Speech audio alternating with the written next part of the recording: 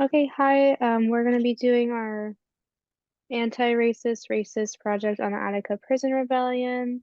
This project is by ISIS, Jinjoo, Alberto, and myself, Makenzie.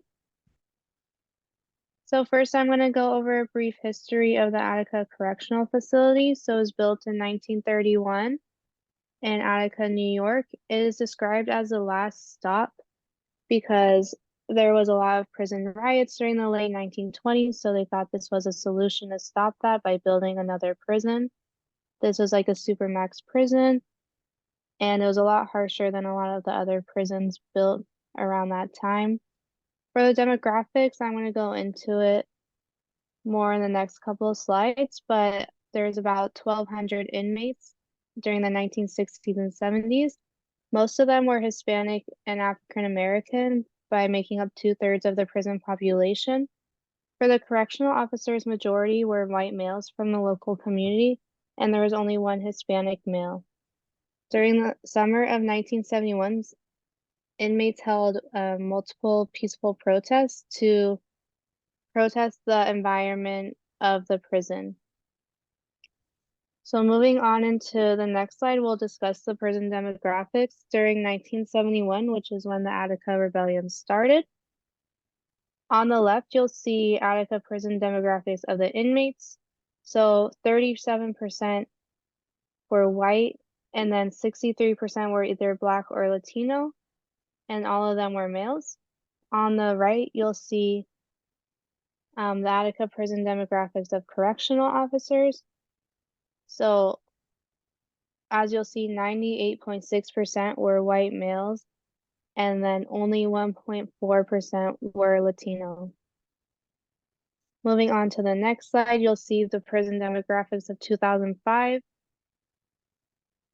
For those who were incarcerated, 22.6% were Latino, 54.4% were Black, and then 20.8% were white. So the demographics are very similar to those of 1971 to 2005. Going into the correctional officers, 1.1% were Latino, 1.4% were Black, and 89.2% were white. So this shows how much of a racial disparity there is between those incarcerated and those correctional officers. Hello, I'm Alberto, and I will be talking about the history of Attica, specifically the prisoners' living conditions in this prison. So, prisoners in the Attica Maximum Security Prison had valid complaints about their extremely poor living conditions. Black prisoners were treated especially horribly compared to other prisoners, and as you could see in other slides, they made up a very big percentage of the population in Attica. They were treated as subhuman. Prisoners at the Attica Maximum Security Prison were given one roll of toilet paper a month and would not dare to ask for any more, as this could lead to a beating. Prisoners had many demands, but two of the demands they had were to get more visiting hours and for amnesty for the rebellion that had taken place in the prison. Now we will talk more specifically about what happened during the Attica Rebellion. The Attica Rebellion happened on September 7th, 1971. Over 1,000 prisoners revolted and took 39 prison guards hostage and effectively took control over the prison. The rebellion only lasted 5 days, and it ended on September 13th, 1971, with 39 prisoners and hostages killed. The rebellion ended with law enforcement coming in and indiscriminately firing at all the prisoners and hostages.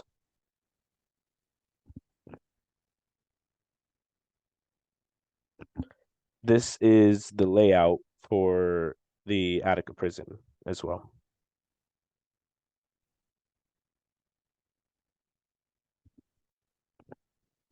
Okay, moving on to the media coverage of the event.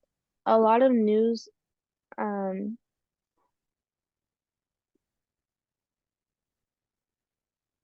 lot of news coverage was on the Attica Prison Rebellion. It was a very controversial thing during this time. As you can see on the right, we have an article that says 9 hostages and 28 prisoners die in all-out Attica attack. As Alberto discussed, law enforcement just were shooting at everyone, which you can see at the top left where there's a lot of people dead and they just move the bodies into a big pile. And then on the bottom left, we see 37 die in the Attica battle as assault ends rebellion. Going into the next slide,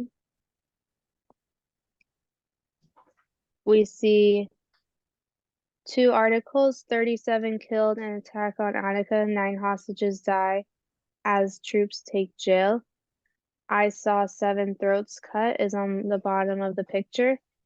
And then on the right, we see the title of the article, Gunshots, Knives, Not Knives, Killed Hostages. So this shows the inaccurate media coverage. Politicians were saying that the prisoners had killed the hostages when the actual coroner's report states that gunshots actually killed the hostages, not the inmates. So there was a lot of controversy because they only wanted to say that Black people were killed, no white people were killed, that the prisoners caused all the harm and not the law enforcement. Moving on, we're gonna look at some video coverage of the event.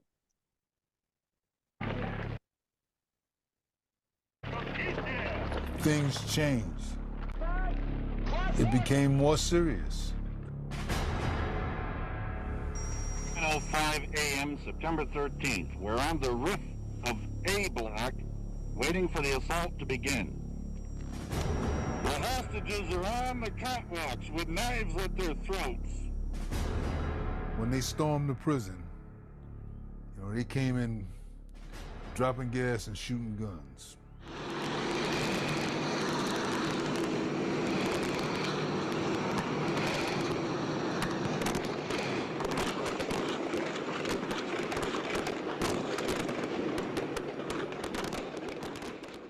I remember guys getting shot to pieces. I seen a guy, they took his head off and blood was pouring out of the stem where his neck was. I thought I was gonna die.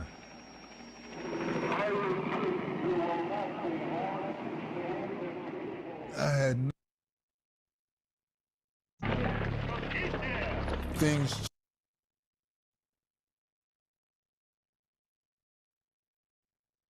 We are men. We are not beasts, and we do not intend to be driven or beaten as such. The entire prison populace has set forth to change forever the ruthless brutalization and disregard for the lives of the prisoners here and throughout the United States. What has happened here but the sound before the fury of those who are oppressed.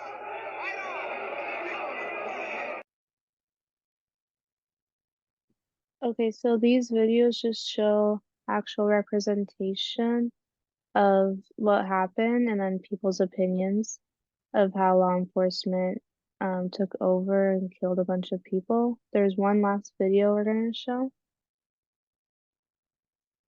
We are men. We are not beasts, and we do not intend to be beaten or driven as such.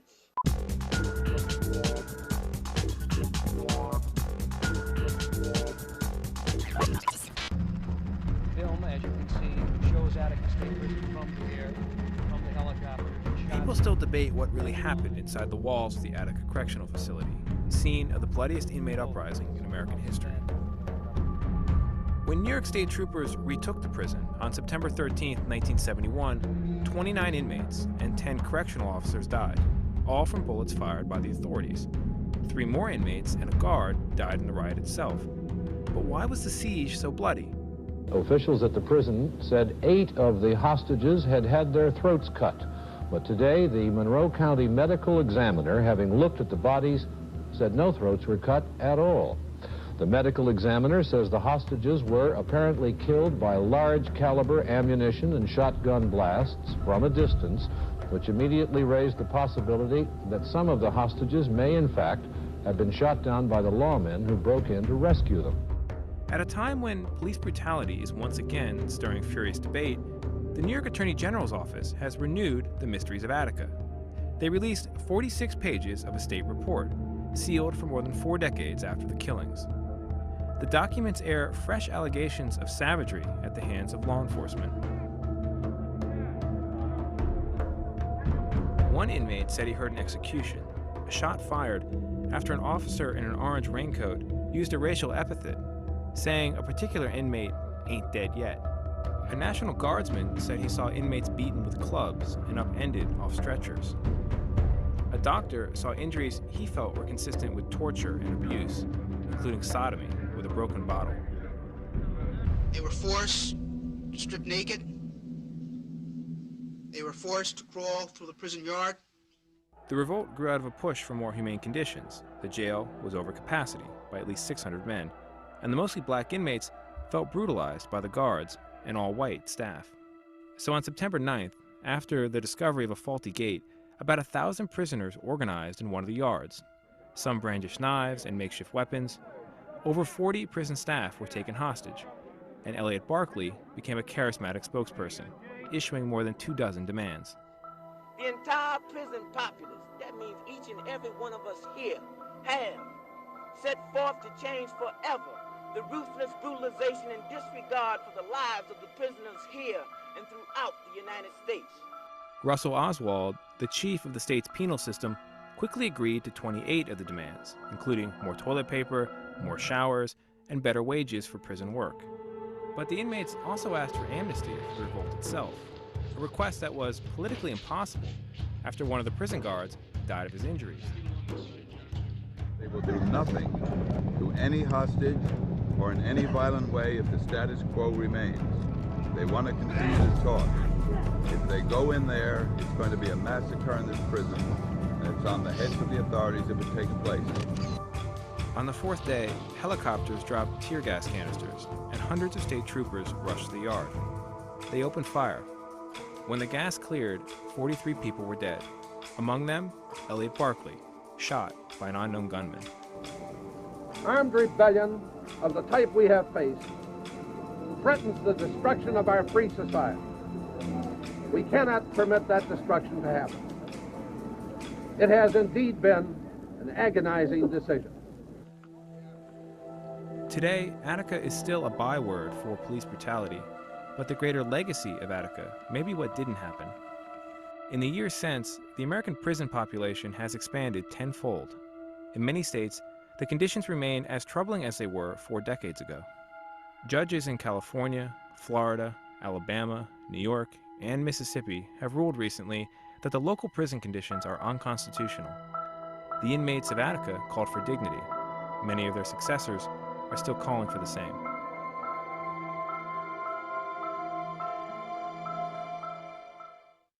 Hey, NBC News fans, thanks for checking out.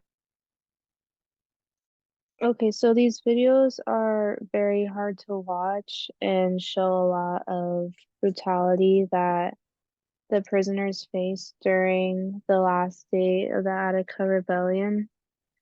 Inmates were tortured, sodomized, killed, and if they weren't killed when all the law enforcement officers were shooting, they were sought out after to be killed, especially the leaders. So we're gonna go into the next slides.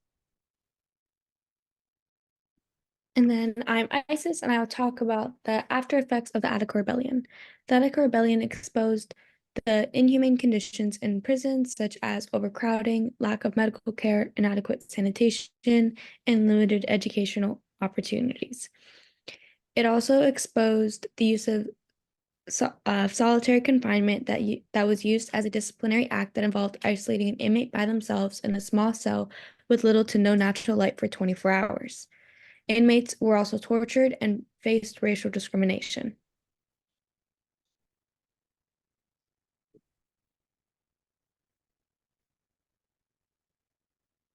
The Prison Solidarity Committee was organized in 1971 by the Workers' World Party an organization made up mainly white radicals to help the incarcerated after a prison uprising in New York. They sought to publicize the conditions inside the U.S. prisons and advocated for reform. Initially, they were formed in New York, then spread across the country to Buffalo, Syracuse, Rochester, Boston, Cleveland, Detroit, Milwaukee, and Wilmington, Delaware. The bottom picture is from a news article during 1971. It's calling attention to anyone who needs assistance with getting in touch with a loved one and in need of legal assistance. It also highlights what the Prisoner Solidarity Committee is doing. They are raising funds for buses to help transportation for people to visit prisons that are in remote areas. They also provide pamphlets, press releases, and protests to help make the voices of the prison heard. At the end, they list all of their locations and how to contact them.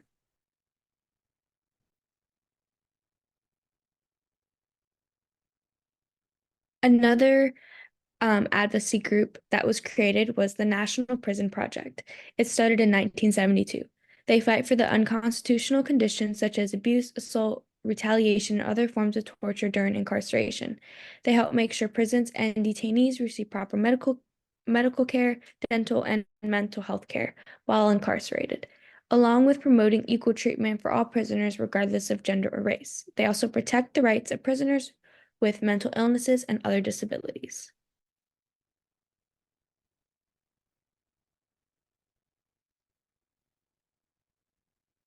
Next, these are the protests that happened directly after the riot on September 13th, or after the Attica riot. On September 13th in New York, over 700 people gathered outside of Nelson Rockefeller's offices to protect the massacre that happened at the Attica State Prison. Police tried to limit the size of the protest by surrounding them with barricades. Although that did not hold the crowd, they continued to march from the 55th Street to 42nd Street east of Grand Central Station, where Fred Goldstein helped lead this protest, reminding people to fight for better prison conditions.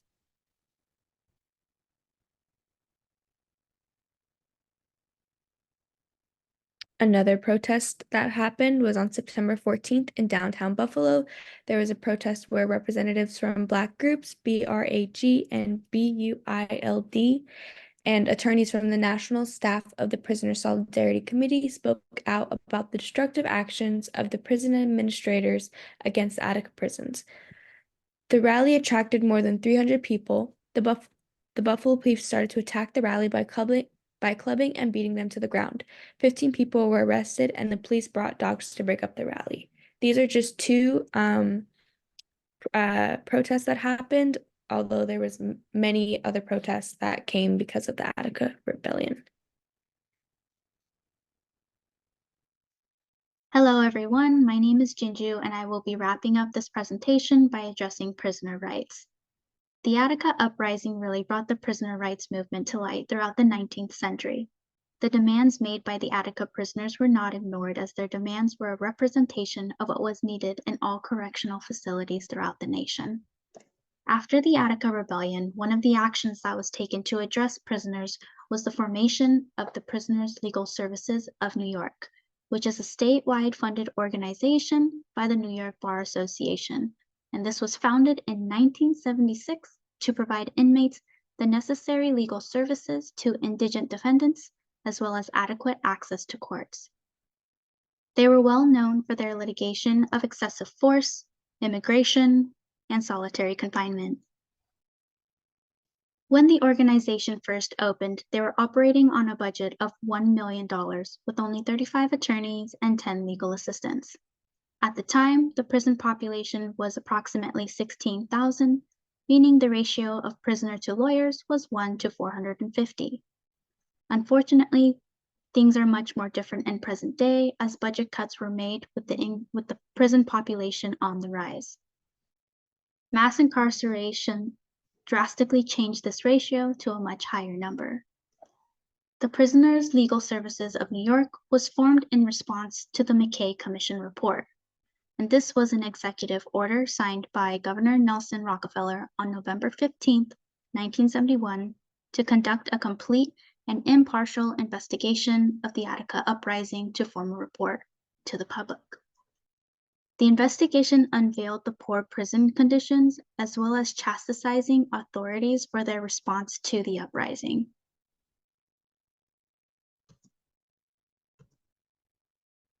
On the next slide right here, this is a small excerpt from the 514-page report that was written up by the NYU Law School Dean Robert B. McKay. The report was released the following year in 1972. He addresses the need for prisoner rights, including quote-unquote, the right to be adequately paid. However, it is difficult for prisoners to obtain a reasonable wage these days because of the 13th Amendment. Some describe the amendment as a loophole, as an offender is not obligated to receive a fair wage as it is considered a form of punishment for their crimes, which is considered not a violation of their constitutional right. Within the report, he also criticizes Governor Rockefeller for not visiting the prison prior to the violent retaking. McKay also addresses the need for guards to be sensitized and, quote-unquote, to control the racism within themselves. Throughout the report, you can see that he continues to address these issues, which are unfortunately all still prevalent today. On this next slide, now that we've discussed some action that was taken at the state level in New York, there have been some action taken at the federal level. So to be more specific, we have two cases here that arose after the uprising that addressed adequate medical care and visitation rights. So in Estelle v. Gamble of 1976, it states, an inmate must rely on prison authorities to treat his medical needs. If the authorities fail to do so, those needs will not be met. In the worst cases, such a failure may actually produce physical torture or a lingering death. In less serious cases, denial of medical care may result in pain and suffering, which no one suggests would serve any penological purpose.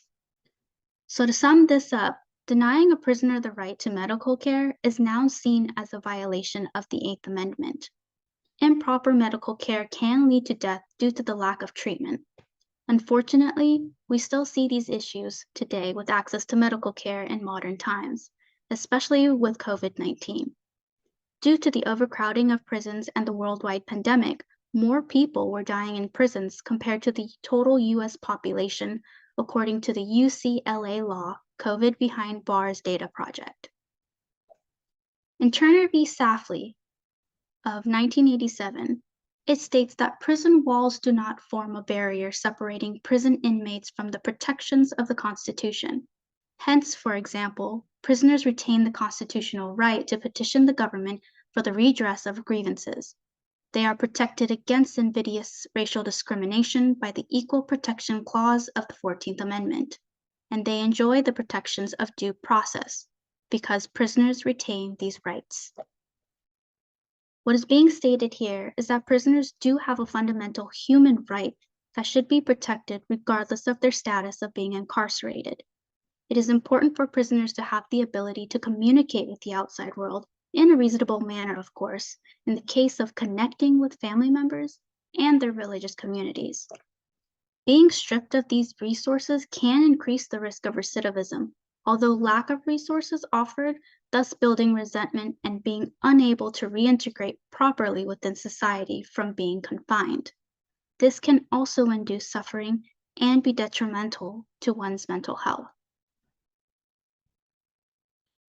Additional actions have been taken to address prisoner rights, such as the Less is More Act, which was passed in June 2021 by the New York State Senate and Assembly.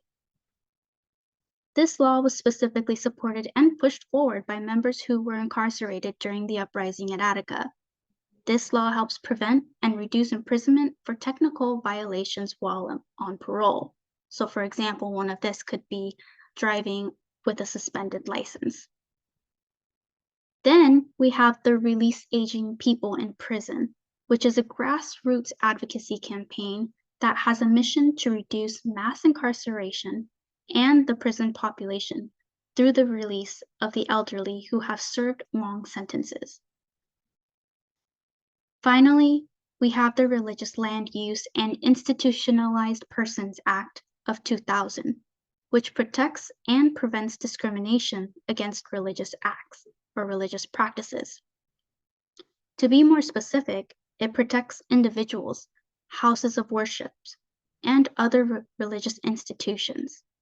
Under this federal law, prisons or jails cannot burden a prisoner's right to practice their religion through restrictive means. So, to sum up this presentation, the outcome of the Attica Rebellion really brought attention to the nation for the need to address the culture within prisons and addressing the need to rid of the barbaric and torturous conditions. As a community, we need to work together in pushing and supporting reform for the sake of human rights to prevent further bloodshed, regardless of our status as individuals. Thank you all for taking the time to listen to our topic on the Attica Rebellion. This concludes the end of our presentation.